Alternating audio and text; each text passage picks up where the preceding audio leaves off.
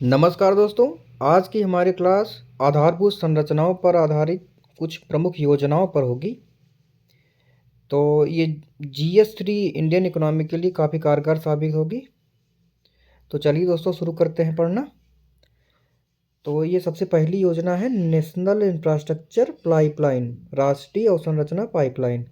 ठीक, इस योजना को सन 2019 में लॉन्च किया गया और इसकी अवधि 2020 से 25 तक के लिए रखी गई। ठीक, और आगे चल कर के इसको PM गति शक्ति योजना में 2021 में समाहित कर दिया गया। तो फिर भी ये काफ़ी महत्वपूर्ण योजना है, तो इसके बारे में देखते हैं। ये 102 लाख करोड़ रुपए की आधारभूत परियोजना है ये। तो इसका उद्देश्य ये है कि भारत, ऐसा माना गया कि 2030 तक जो है भारत को अपनी विकास दर बनाए रखने के लिए अपनी आधारभूत संरचनाओं पर $4.25 ट्रिलियन का खर्च करना होगा, तभी भारत अपनी विकास दर को बनाए रख पाएगा। तो इस कार्य को NIP जो है नेशनल इंफ्रास्ट्रक्चर पाइपलाइन जो है काफ़ी कुशलता से संभव बनाएगा, ऐसा माना गया। तो इसकी आवश्यकता है कि आवश्यकता यही है कि आधारभूत संरचनाओं पर इतना निवेश करना पड़ेगा 102 लाख करोड़ रुपए का, तो जो है हम अपने विकास दर को 2030 तक बनाए रखेंगे। ठीक, इसमें कुछ प्रोजेक्ट्स हैं जैसे कि NIP प्रोजेक्ट्स, जैसे कि energy, road, railway, rural and urban infrastructure, agriculture, ports, इन सब आधारभूत संरचनाओं पर निवेश किया जाएगा नेशनल इंफ्रास्ट्रक्चर पाइपलाइन के तहत। ठीक, तो आगे देखते हैं इसका क्या लाभ है। इसका लाभ यह है कि 2025 तक भारत को 5 ट्रिलियन अर्थव्यवस्था बनने में ये मदद करेगा। ठीक, तो ये क्या करेगा कि इंफ्रास्ट्रक्चर बढ़ाएगा, जिससे उत्पादन बढ़ेगा। उत्पादन से क्या होगा, निवेश आकर्षित होगा, बेहतर निवेश आकर्षित होगा, कारोबार का बेहतर माहौल तैयार होगा, जिससे भारत जो है $5 ट्रिलियन अर्थव्यवस्था की ओर अग्रसर होगा। अगला लाभ है निवेशकों में विश्वास बनाए रखेगा ये। ठीक, जब ये अर्थव्यवस्था के आधारभूत संरचना का विकास होगा तो निवेशकों में विश्वास बना रहेगा, वो लगातार निवेश करते रहेंगे। अर्थव्यवस्था के क्षेत्र में भी ये काफ़ी लाभ करेगा, इंफ्रास्ट्रक्चर को सक्षम बनाएगा, अनएम्प्लॉयमेंट दूर करेगा, कारोबार को बढ़ाएगा। ठीक, आगे देखते हैं। सबसे मुख्य है कि ये सरकार के राजस्व में वृद्धि करेगा। देखिए, इंफ्रास्ट्रक्चर में काफ़ी तेज निर्माण में तेज़ी आएगी, जिससे आर्थिक गतिविधियाँ शुरू होंगी। आर्थिक गतिविधियाँ शुरू होने से सरकार को अधिक से अधिक टैक्स मिलेगा, राजस्व मिलेगा। आप देख ही रहे होंगे कि सरकार के राजस्व में लगातार वृद्धि हो रही है। सबसे ज़्यादा इनकम टैक्स के बाद GST और निगम कर सभी में वृद्धि हो रही है। आगे देखते हैं। तो ये योजना इतनी ही थी। मेंस के लिए कारगर होगी, अगर आ जाए तो आप इसमें लिख सकते हैं। अगला है, सबसे ये काफ़ी महत्वपूर्ण योजना है PM गति शक्ति। तो जैसा कि मैंने बताया कि जो NIP योजना थी उसको 2021 में इसमें समाहित कर दिया गया, तो अब ये ज़्यादा महत्वपूर्ण हो जाती है। तो इसके बारे में हम देखते हैं। तो ये जो रसद लागत को कम करने के लिए, यानी जो माल की आवाजाही होती है उसकी लागत को कम करने के लिए समन्वित और बुनियादी अवसंरचनाओं के निष्पादन हेतु महत्वाकांक्षी गतिशक्ति योजना है। ये national master plan for multi modal connectivity है ये एक प्रकार की। ठीक, तो PM गतिशक्ति कुल मिलाकर के ये भी इंफ्रास्ट्रक्चर आधारित योजना ही है, और इसका उद्देश्य यही है कि जो है ये जो लॉजिस्टिक लागत होता है इसको कम करना। ठीक, आप देखते हैं इसमें और उद्देश्य इसके देख लेते हैं। जैसे देखिए, लागत कम करना बताया ही मैंने। अगला, रोजगार में सृजन करना। तीसरा, ज़मीनी स्तर पर काम में तेजी लाना। ठीक, आगामी 4 वर्षों में इंफ्रास्ट्रक्चर की एकीकृत परियोजनाओं कार्यान्वयन को सुनिश्चित करना। ठीक, अब इसके कुछ पिलर्स देख लेते हैं। PM गति शक्ति के 6 पिलर्स हैं। पहला है व्यापकता, दूसरा प्राथमिकता, तीसरा अधिकतम उपयोग, चौथा सामंजस्यीकरण, पांचवा विश्लेषणात्मक, छठवां गतिशील। देखिए क्या होगा कि गति शक्ति योजना में काफ़ी व्यापकता, विविध क्षेत्रों को शामिल किया जाएगा। प्राथमिकता क्या होगी कि पारस्परिक व्यवहार दिया जाएगा कई कई क्षेत्रों को, तो इसमें प्राथमिकता दी जाएगी आधारभूत संरचना संबंधी क्षेत्रों को। व्यापकता काफ़ी विविध होगा ये। ठीक, तो इसके बाद अधिकतम उपयोग, अधिक से अधिक उपयोग किया जाएगा इंफ्रास्ट्रक्चर का। सामंजस्यीकरण, अलग अलग मंत्रालयों का समन्वय किया जाएगा। आगे मैं आपको बताऊंगा किस प्रकार से मंत्रालयों का समन्वय नहीं होने से नुकसान होता है आधारभूत संरचना को। तो यही कह रहा है कि समन्वय करना। विश्लेषणात्मक, तो इसमें क्या होगा कि ये जीआई आधारित स्थानिक नियोजन करना, जिसमें 200 विश्लेषणात्मक उपकरण भी शामिल होंगे। ठीक, तो इसके अलावा गतिशीलता भी इसकी, एक गतिशील बनाना भी इसकी एक पिलर्स है। तो प्रगति में समीक्षा करना, यानी कि समय समय पर हमने अपने कार्यों की प्रगति में समीक्षा भी करना इसका पिलर होगा। ठीक, आगे देखते हैं। तो ये स्तंभ है, 6 स्तंभ हैं। इन 6 स्तंभों पर काम करेगी पीएम गति शक्ति योजना। देखिए इससे क्या विशेषताएं हैं। रेलवे और यातायात इन सब सहित 16 मंत्रालयों को एक साथ लाएगा ये। ठीक, तो ये समन्वय कर रहा है अलग अलग मंत्रालयों का। देखिए, और परियोजना लागत को कम करेगा और समय में कमी लाएगा। ठीक है, किसी परियोजना में हमारे यहाँ सबसे मुख्य समस्या यही है कि परियोजना में लागत ज़्यादा खर्च होती है और समय भी ज़्यादा होती है। तो इसका उद्देश्य है कि लागत और समय में कमी करना। कार्यों की ओवरलैपिंग रोकना। कार्यों की ओवरलैपिंग होती है कि एक जो है पता लगा कि एक रोड बन गई और उस रोड पे क्या हुआ कि अभी सीवर वाले आके खोद गए, रोड को ख़राब कर गए। तो ये कार्य की ओवरलैपिंग हो जा रही है, या तो क्या कहते हैं, एक ही काम को कई कई मंत्रालय कर दे रहे हैं, इस तरह की दिक्कतें आती हैं। तो वो उसको दूर करना है। अस्पताल, विश्वविद्यालय जैसी सामाजिक संरचनाओं का समेकन करना, उनका विकास करना। पर व्यवसाय को प्रतिस्पर्धी बनाना, जैसे कि देखिए क्या क्या इसमें कपड़ा क्लस्टर लाया गया, फार्मास्यूटिकल क्लस्टर लाया गया, रक्षा गलियारा, इलेक्ट्रॉनिक पार्क, औद्योगिक गलियारा। आगे मैं लक्ष्य में बताऊंगा आपको कि कौन कौन से क्लस्टर मुख्य हैं और इनका विकास किया जा रहा है। तो ये जब क्लस्टर का विकास होगा तो फिर लगाएंगे, तो फिर क्या होगा कि व्यवसाय में प्रतिस्पर्धा बढ़ेगी, निवेश का बेहतर माहौल तैयार होगा और देश का विकास होगा। आगे चलते हैं। इसका देखिए लक्ष्य, 11 औद्योगिक गलियारे और 2 रक्षा गलियारे बनाए गए तमिलनाडु यूपी में। ठीक, 38 इलेक्ट्रॉनिक विनिर्माण क्लस्टर बनाए गए, 109 फार्मा क्लस्टर बनाए गए। ये सब लक्ष्य हैं इसके। कुछ चुनौतियाँ, देखिए कार्यों की ओवरलैपिंग हो जाती है, एक ही कार्य को जो है कई कई मंत्रालय कर देते हैं सेम काम को। अब देखिए इसमें एक सबसे मुख्य समस्या मैं समझाता हूँ आपको। मान लीजिए कि कोई एक सड़क बनी। अब सड़क बनने में क्या हुआ कि समन्वय की कमी है ही। तो क्या हुआ कि सड़क बनी तो अन्य एजेंसियां आकर के फिर से खुदाई कर दे रही हैं उस पर, जैसे कि गैस पाइपलाइन खुदाई कर दिया, सड़क खराब हो गई। सीवर पाइपलाइन खुदाई कर दिया, वो सड़क खराब हो गई, क्योंकि इनमें समन्वय ही नहीं है। किसी को पता ही नहीं है कौन काम पहले करेगा, कौन बात करेगा। तो यही ये योजना जो है इस प्रकार की समस्या को दूर करेगी। तो परियोजना लागत एवं समन्वय की कमी को दूर करेगी ये योजना। तो इसका ध्यान रखेंगे आप लोग। तो आगे देखते हैं, इसका एक निष्कर्ष देख लेते हैं। पीएम गति शक्ति के माध्यम से ऐसी समस्याओं को दूर करने के प्रयास किए जा रहे हैं, जो ये समस्याएं हैं इनको दूर करने के प्रयास किए जा रहे हैं, और जो भारत को अधिक प्रतियोगी एवं कनेक्टिविटी वाला देश बनाएगा, जिससे भारत का विकास होगा। ये पीएम गति शक्ति योजना बहुत आसानी से मैं समझ लिया। अगला देखते हैं कोई योजना है, ये देखिए मेक इन इंडिया, काफ़ी महत्वपूर्ण योजना, सन 2014 में लॉन्च हुआ। ठीक, अब देखिए इसका लक्ष्य क्या क्या है। देश को एक अग्रणी वैश्विक विनिर्माण एवं निवेश गंतव्य में बदलना। ठीक, निवेश को सुविधाजनक बनाना, नवाचार एवं कौशल को बढ़ाना, बुनियादी ढांचे का निर्माण करना। सबसे मुख्य यहाँ पे जो है विनिर्माण ही है। देश को मैन्युफैक्चरिंग का एक क्लस्टर बनाना, एक हब बनाना कि अधिक से अधिक कंपनियाँ आए, कम मेक इन इंडिया। ठीक, तो विनिर्माण इसमें अगला लक्ष्य है विनिर्माण क्षेत्र में समृद्धि दर को 12 से 14% तक प्रतिवर्ष बनाए रखना। और आगे इसको संशोधित किया गया, इसमें रोजगार भी जोड़ा गया, जिसमें 100 मिलियन रोजगार, अतिरिक्त रोजगार जो है जोड़ा जा रहा है, सृजन किया जाएगा। यानी इसके 4 स्तंभ हैं। देखिए ये अच्छा है पॉइंट, 4 स्तंभ हैं मेक इन इंडिया के। नई प्रक्रियाएं, देखिए नई प्रक्रियाएं, नई अवसंरचना, नए क्षेत्र, नई सोच। देखिए नई प्रक्रिया में क्या होगा, व्यवसाय को लाइसेंस मुक्त बनाया जाएगा। देखिए यहाँ पे मोदी गवर्नमेंट है और उसकी सोच है ये अर्थव्यवस्था को उदार बना रही है। ठीक, तो ये क्या कर रही है, व्यवसाय को लाइसेंस मुक्त कर रही है, ताकि अधिक से अधिक एफडीआई, अधिक से अधिक कंपनियां निवेश करें यहाँ पे आकर के।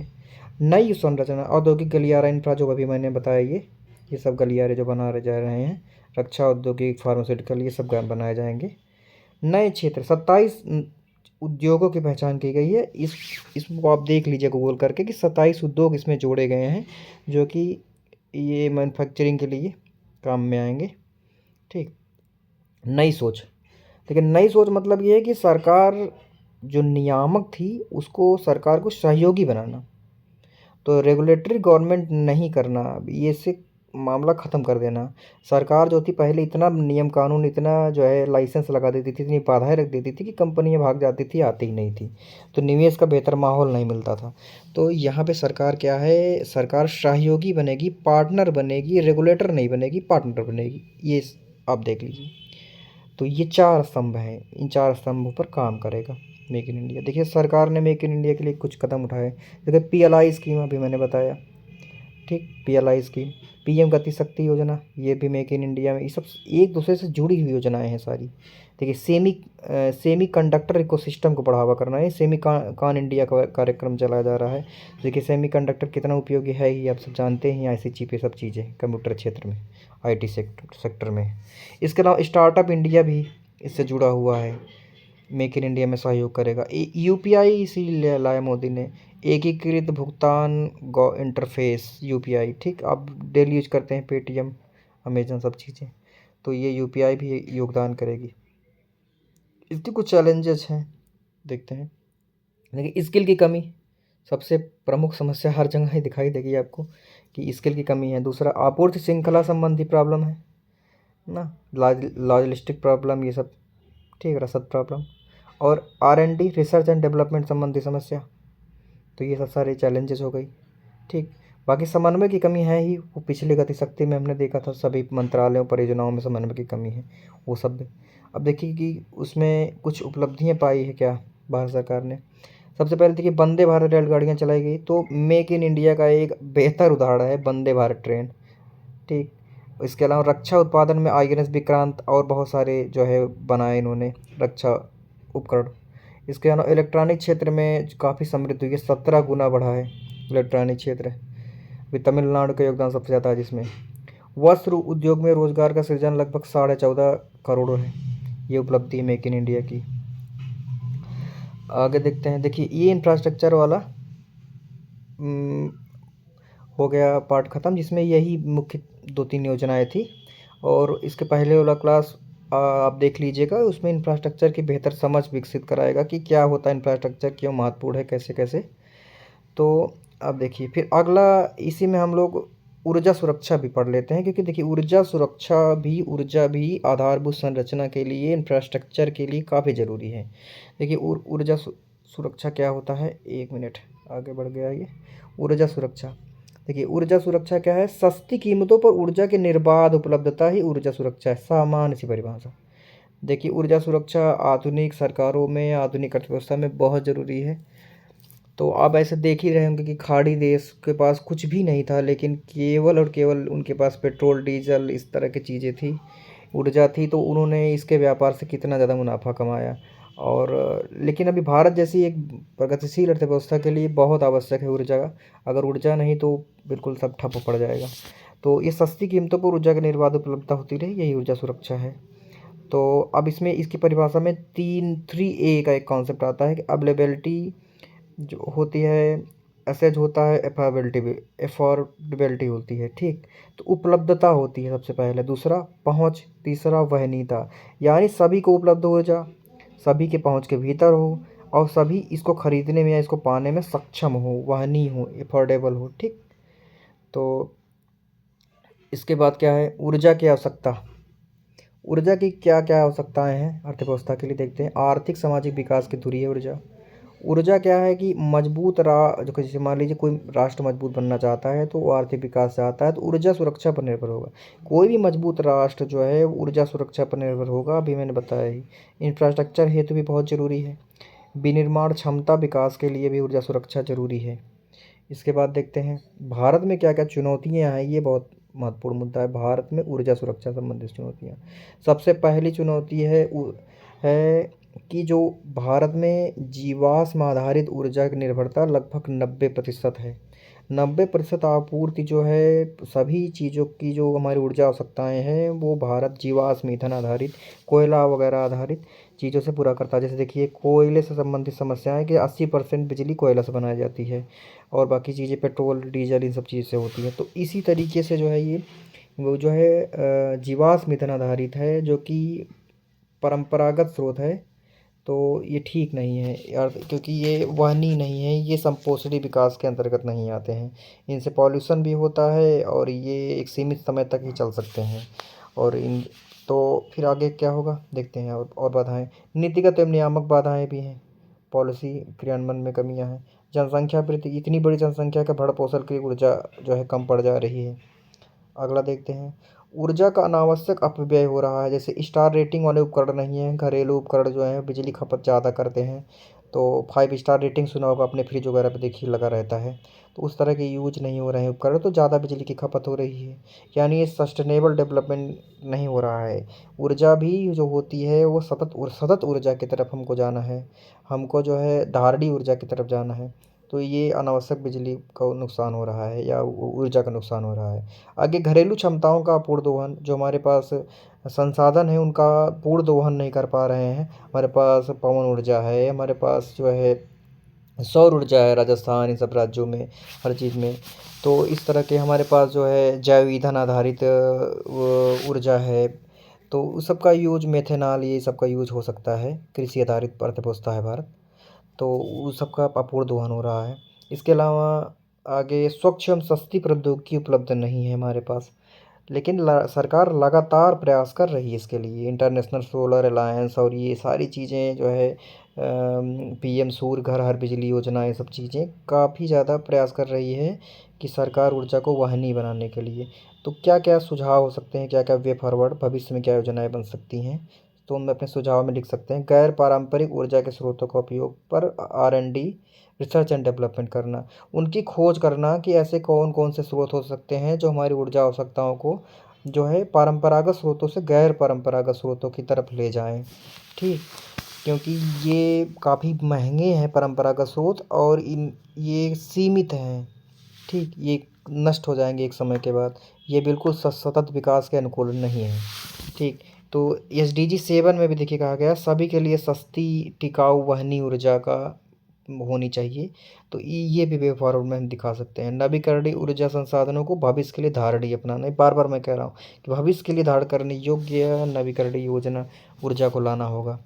ठीक, तो इस पर सरकार अच्छा काम भी कर रही है, पवन ऊर्जा, सौर ऊर्जा, भूतापी ऊर्जा, सारी चीज़ों में। तो कुछ बाधाएं भी हैं जो कि हमने ये ऊपर देखा, और काम भी चल रहा है। तो इस प्रकार से ये होगा। और हाँ, उपलब्धियाँ कुछ भारत ने क्या पाई हैं, देखिए भारत ने 2022 में शुरू की थी 10% एथेनॉल में, और 90% पेट्रोल में जो है 10% इथेनॉल के साथ में शुरुआत की थी, जो कि काफ़ी सफल रही। फिर 2025 तक इसे बढ़ा दिया गया, उसमें 20% जो है एथेनॉल मिलाया गया पेट्रोल में। तो ये एक अच्छा कदम है। सौभाग्य PM योजना जो है, PM सहज हर बिजली कर योजना के तहत 2.82 करोड़ घरों को विद्युतीकरण किया गया। ठीक, अब विद्युतीकरण किया जाएगा तो ये जो ज़्यादातर लोग परंपरा के ऊर्जा के स्रोतों से दूर होंगे और फ़ायदा ही होगा अर्थव्यवस्था को। ठीक, अब EESL योजना, LED bulb, energy efficiency services limited जो है, वो LED बल्ब देखिए कितना वितरण हुआ, उससे भी ऊर्जा का फ़ायदा हुआ। पहले जो के बल्ब होते थे वो ज़्यादा एनर्जी खाते थे। तो ये सब सारी उपलब्धियाँ भी रही हैं। तो इस प्रकार से हमने आधारभूत संरचना के बारे में देख लिया कि तो आधारभूत संरचना में क्या क्या चीज़ें होंगी, और कुछ योजनाओं को समझा। अंत में हमने जो है ऊर्जा के बारे में भी समझ लिया कि आधारभूत संरचना के लिए ऊर्जा की भी काफ़ी अच्छी और ज़रूरी है, सबसे मेन प्राण है ये आधारभूत संरचना का। बिना ऊर्जा के आधारभूत संरचनाएं चल ही नहीं सकती हैं, और आधारभूत संरचना का विकास नहीं है तो फिर देश की अर्थव्यवस्था ठप पड़ी रहेगी, उसका विकास नहीं हो सकता है। तो इस प्रकार से ये आधारभूत संरचना का ये हमारा टॉपिक कंप्लीट होता है। और इसके बाद हमारा ये कृषि का और उद्योग, दो चीज़ें बचेंगी। तो कृषि में जैसे कि हम हरित क्रांति, फूड सिक्योरिटी और नेशनल फूड सिक्योरिटी एक्ट 2013, इस तरह की चीज़ें देखेंगे। फूड प्रोसेसिंग इंडस्ट्री देखेंगे। इसके अलावा हम इंडस्ट्री पढ़ेंगे, तो इंडस्ट्री में हम लघु एवं MSME पढ़ लेंगे, लघु एवं कुटीर उद्योग पढ़ लेंगे। या फिर इंडस्ट्री में इंडस्ट्रियलाइजेशन पढ़ेंगे, NIP, न्यू इंडस्ट्रियल पॉलिसी 1991। ये सब चीज़ें तो बहुत ज़रूरी है, ये टॉपिक ज़रूरी हो जाएगा। तो यही दो टॉपिक हमारे बचेंगे। इसके बाद हमारा जो है इंडियन इकोनॉमी GS3 मेंस का पार्ट ख़त्म हो जाएगा। तो इसी तरह से आप पढ़ते रहें और आप निरंतर आंसर राइटिंग करते रहें। किसी भी समस्या होने पर आप कमेंट में बताएं, किसी प्रकार की समस्या होने पर। चलिए दोस्तों, वीडियो को यहीं पे समाप्त करते हैं। धन्यवाद।